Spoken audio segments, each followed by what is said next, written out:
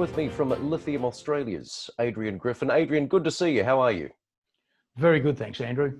Look, good to hear, Adrian. June, that's been a good quarter for you. You've been awarded this grant for a pilot plant for your spodumene processing technology. Tell us a bit more.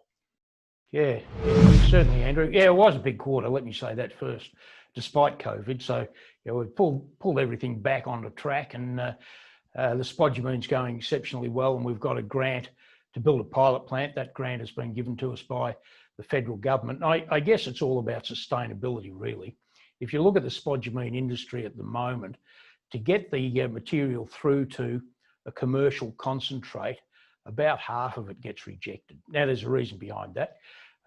Conventional processing is incapable of processing very fine material, and it doesn't like material that's contaminated. So all of that material goes to tailings. Now, that might be 30, 40, 50% or more of what actually gets mined. So very poor recoveries from that point of view. And that means sustainability levels are relatively low. Now, many of the major spodumene producers and chemical producers have woken up to the fact that we're really onto something here. And so has the government. Of course, if you're burying that material, the government never gets a royalty for it. So there's a vested interest in the outcome by all concerned. We will build that pilot plant and take this to the next stage of commercialisation. And you've been awarded 2 other grants, Adrian, here for your cathode manufacturing business. What are the plans?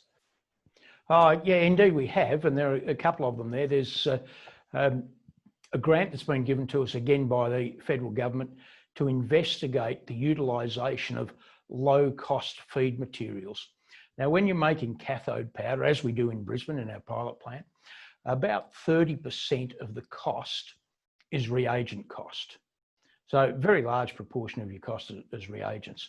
If you can find a cheaper means of feeding that material, obviously you can reduce costs. So we're looking at cheaper sources of material, and at the moment we think we can reduce the cost by about 30%. So that's a 4-stage program. We're up to stage 2. We've completed stage 2, and we'll complete the other 2 stages before the end of the year. Looking very promising indeed. And one of the things that it may do is make Australia much more competitive with respect to producing that sort of material. The other grant is a grant that's, again, from the federal government, and it's to produce a battery for applications in public transport, fast charge battery, primarily for trams. And we're doing that in partnership with CSIRO, University of Queensland, and one of our other subsidiaries, Saluna Australia. We're seeing a bit of action in the Western Yilgarn. Just give us a reminder what you're doing here. That's about the hottest property on the planet at the moment, and all started by Chalice Gold Mines, who had a really interesting strike a couple of months back, base metals and platinum group metals, and that was in a layered intrusive complex, something a little bit like the Bushveld in South Africa, which is one of the world's great sources of platinum, as most people know. These things in the West Yilgarn aren't that large. They're miniature versions of the Bushveld, if you like. We're about 29 kilometres, in fact, south of that. And we've worked to put together a strategic alliance, 3 companies, to aggregate tenure to cover the whole of the Coates complex, which hosts one of these things. Now, the great thing about that is we're not starting from scratch. Pulling all of that together comes with an active database that was derived from the drilling of bauxite, where the bottom of the holes was assayed for platinum group metals, gold, and base metals.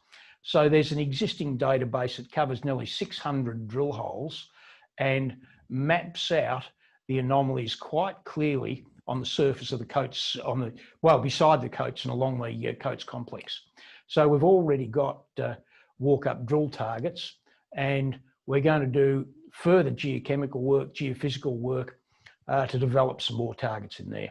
And we're looking for partners. Well, certainly busy times, Adrian, and another active quarter for you. We're progressing all the things that we've spoken about, obviously, and particularly the things that are very close to cash flow, which is Saluna, our energy storage distribution business that supplies battery storage to both domestic and industrial users in Western Australia, and further down the track, the rest of Oceania. We're also expanding our collection network for batteries to expand our EnviroStream business. And we're talking to people about perhaps taking some of that offshore as well. And we've got further revelations in the cathode field, which you're just going to have to wait until we make an announcement to the stock exchange. Looking forward to speaking soon. Adrian, thank you. Thanks, mate.